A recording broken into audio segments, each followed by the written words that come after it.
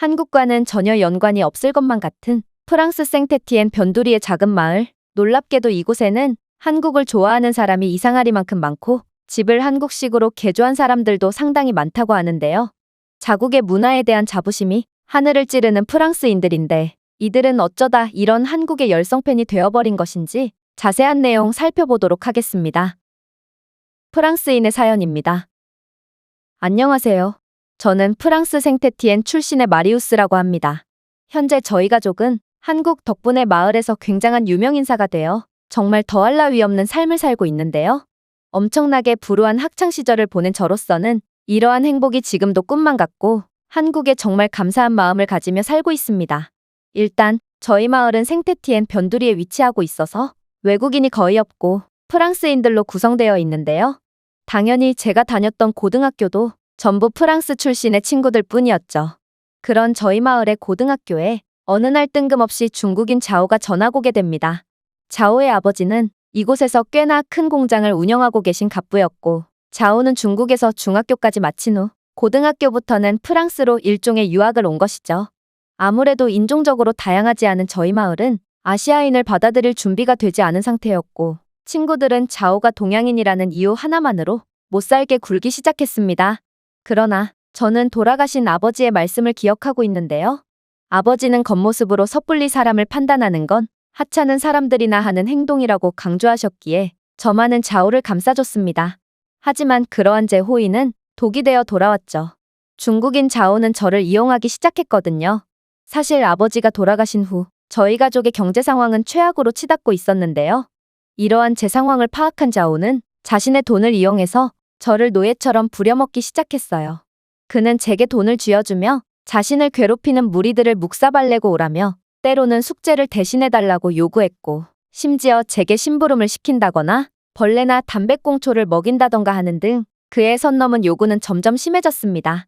또한 저희 마을은 이웃끼리 꽤나 돈독했기에 스포츠 경기나 행사가 있으면 꼭 광장에 모여서 함께 즐기곤 했는데요. 그런데 자오는 한국이 나오는 경기마다 이상한 주장을 하곤 했습니다. 올림픽이나 해외 축구 경기에서 한국인 선수가 잘하면 자오는 꼭 한국을 비하해댔거든요. 저 선수는 사실상 중국 선수야. 한국은 경제적으로도 문화적으로도 중국의 속국과 다름없거든. 물론 사실은 아니겠지만 저는 그저 한국과 중국은 러시아와 벨라루스의 관계와 비슷하겠거니 했죠. 문제는 자오는 제게 한국 비하에 동참할 것을 강요했다는 것입니다. 그는 저보고 한국은 가난한 후진국이며 중국의 속국이라고 외치라고 했고 저는 자오의 돈이 없으면 고등학교를 제대로 다닐 수조차 없을 정도로 가난했기 때문에 어쩔 수 없이 그의 말에 따라야 했죠. 그러다 그는 이제 약을 구해오라는 둥, 학교에 가기 싫으니 학교에 불을 지르라는 둥, 도저히 이해할 수 없는 황당한 요구를 하기 시작했고 결국 그때부터 저는 그를 멀리하기 시작했습니다. 하지만 자오의 보복은 가혹했어요. 제가 그를 떠나니 그는 돈으로 또 다른 친구들을 매수했고 이제는 저를 왕따시키기 시작했거든요.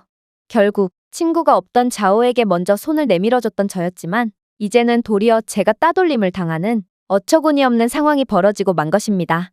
그렇게 제 삶은 밑바닥으로 곤두박질 쳤고 아시아인만 보면 이때의 기억이 떠오르는 트라우마를 갖게 되었습니다. 또한 한국은 중국의 속국이라는 자오의 말도 그렇고 두 국가는 지리적으로도 인접해 있으니 한국과 중국은 비슷한 문화를 가졌을 거라 생각하기도 했는데요. 그래서 중국과 더불어 한국도 엄청나게 싫어하게 됐고 두 나라와의 인연은 절대로 갖지 않겠다고 다짐하게 되었습니다. 그렇게 저는 고등학교를 졸업한 뒤 몫으로 일하게 되었고 자재를 구매하다가 어떤 여성에게 한눈에 반하고 말았는데요. 그녀는 프랑스의 인테리어 회사에서 일하고 있다고 했고 목자재를 찾기 위해 이곳에 왔다고 하더군요. 그녀의 키는 무척이나 컸고 영어도 꽤나 잘했는데 외모는 동양인인 듯 싶다가도 또 서구적인 느낌도 있어서 저는 그녀가 미국의 다문화 가정 출신일 거라고 생각했습니다. 어쨌든 저는 그녀에게 적극적으로 구애하기 시작했고 그녀와 저는 말도 잘 통해서 서로 가까워졌어요. 결국 저희는 몇 번의 만남 끝에 진지한 관계로 발전하게 되었습니다. 그러나 저는 이내 충격적인 이야기를 듣고 말았는데요. 그건 바로 그녀가 미국인이 아닌 한국인이었다는 거였습니다. 그녀는 자신의 아버지를 따라서 미국에서 거주한 경험이 있었기 때문에 굳이 국적을 묻지 않아도 미묘하게 대화가 통했던 거였죠.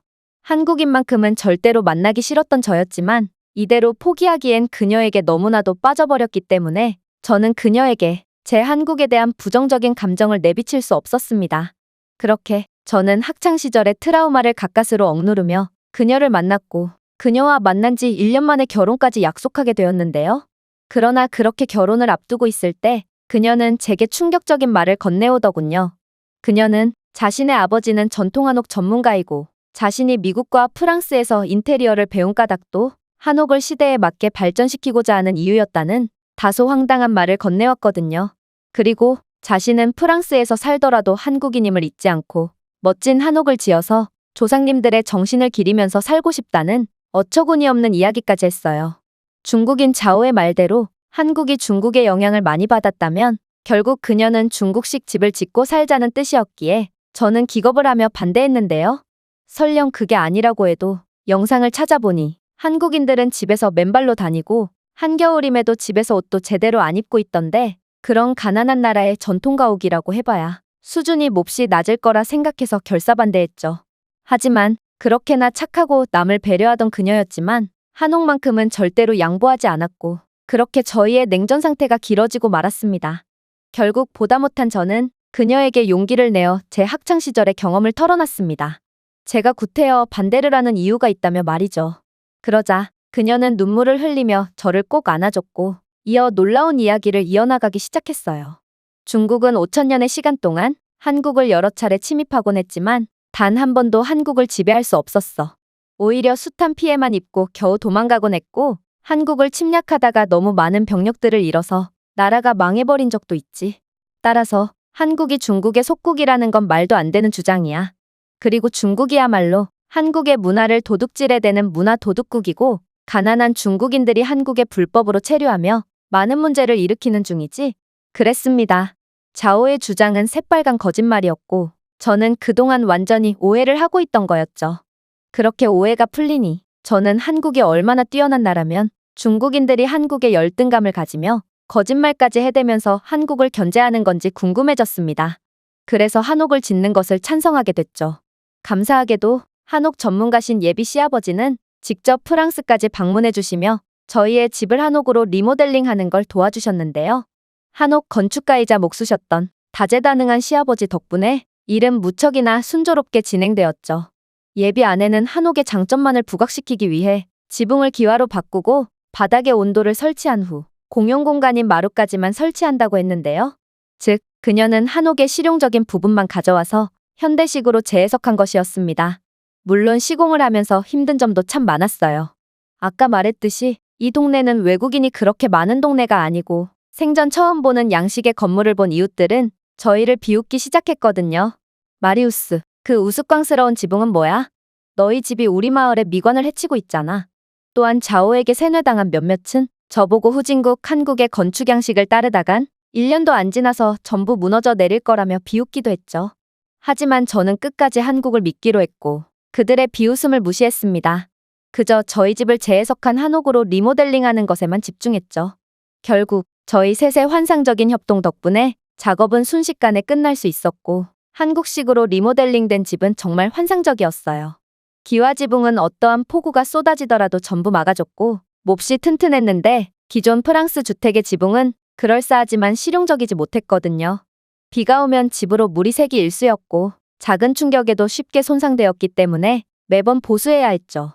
또 온돌은 어찌나 따뜻하던지 한국인들이 왜 집에서 신발을 신지 않았는지 그리고 왜 한겨울에도 옷을 한 장도 안 입고 있었는지 바로 이해가 갔습니다. 그건 한국이 가난하기 때문이 아니라 오히려 저희가 후진적인 건축 기술을 가졌기 때문에 한국을 이해하지 못한 거였죠. 온도를 설치하기 전 저는 벽난로나 가스히터로 겨울을 보냈고 난방비가 상상 이상으로 많이 들었는데요. 한국의 온도를 사용하니 훨씬 따뜻하면서도 난방비도 굉장히 적게 들더군요. 심지어 저는 온도를 설치한 뒤로는 침대를 쓰지 않고 바닥에서만 자기 시작했는데요. 그동안 바닥에서 잔다는 건 정말 상상도 못한 일이었는데 막상 자보니까 침대보다 훨씬 편하고 목 수위를 하며 얻은 허리 디스크가 많이 좋아지는 놀라운 효과까지 볼 수 있었습니다. 그렇게 한옥에서 만족스러운 생활을 하다 보니 어느새 12월이 찾아왔고 이때 프랑스에 정말 충격적인 일이 터지고 말았는데요.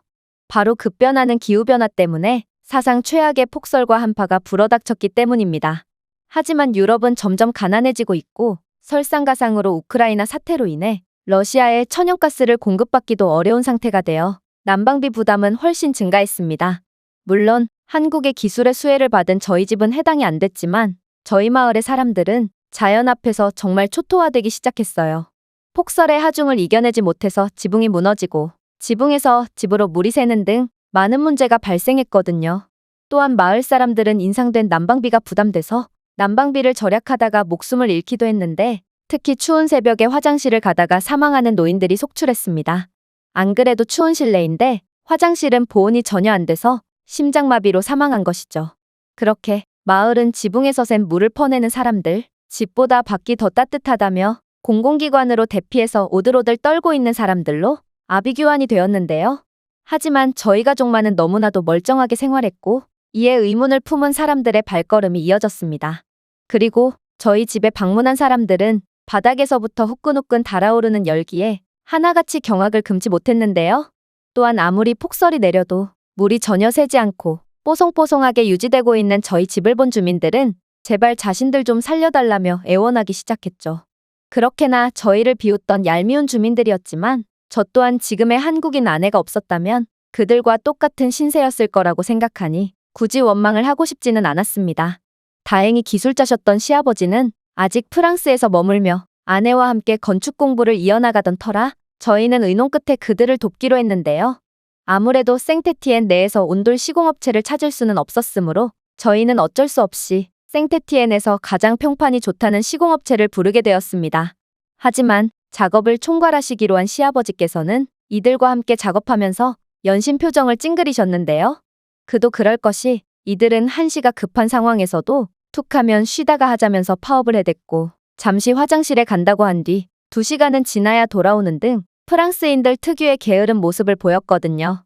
따라서 생테티엔에서 최고라고 여겨지는 이들이지만 나이가 드신 시아버지의 3분의 1만큼도 못 따라가는 형편없는 모습을 보여줬죠.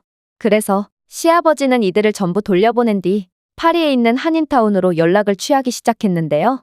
다행히 파리의 한인타운에는 온돌 시공 기술자들이 몇 명 있었고 이들은 한시가 급하다고 말하니 새벽길을 뚫고 출장 오는 놀라운 성실함과 책임감을 보여줬습니다.